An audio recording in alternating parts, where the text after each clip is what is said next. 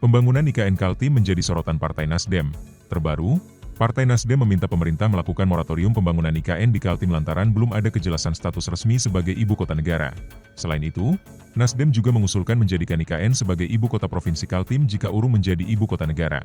Pernyataan Nasdem yang menyoroti pembangunan IKN dan status ibu kota negara ini disampaikan Wakil Ketua Umum Partai Nasdem, Saan Mustofa dalam jumpa pers di Nasdem Tower, Jakarta, Jumat, 18 Juli 2025. Bagaimana Golkar merespons usulan Nasdem soal IKN dan status ibu kota negara ini? Dalam konferensi pers di Nasdem Tower, Saan Mustofa mengatakan, pemerintah segera melakukan moratorium sementara sembari menyesuaikan arah pembangunan IKN dengan kemampuan fiskal dan prioritas nasional. Menurut Wakil Ketua Nasdem, hingga saat ini pemerintah belum menerbitkan keputusan Presiden, Kepres, yang menetapkan pengalihan kedudukan, fungsi, dan peran ibu kota dari DKI Jakarta ke IKN sebagaimana diamanatkan dalam Undang-Undang Nomor 3 Tahun 2022 tentang Ibu Kota Negara. Saan Mustofa pun memberikan opsi alternatif agar IKN dapat digunakan sebagai ibu kota Provinsi Kalimantan Timur.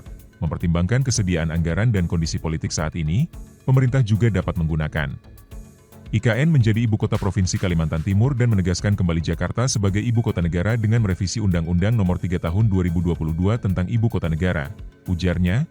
Menurutnya, hal tersebut bisa menjadi jalan tengah yang rasional untuk menghindari pemborosan anggaran.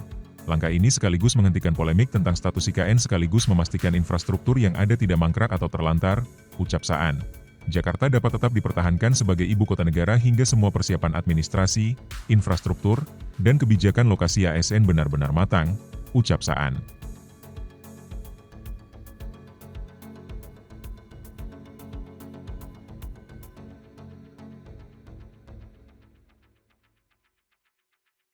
Download Tribun X sekarang, menghadirkan lokal menjadi Indonesia.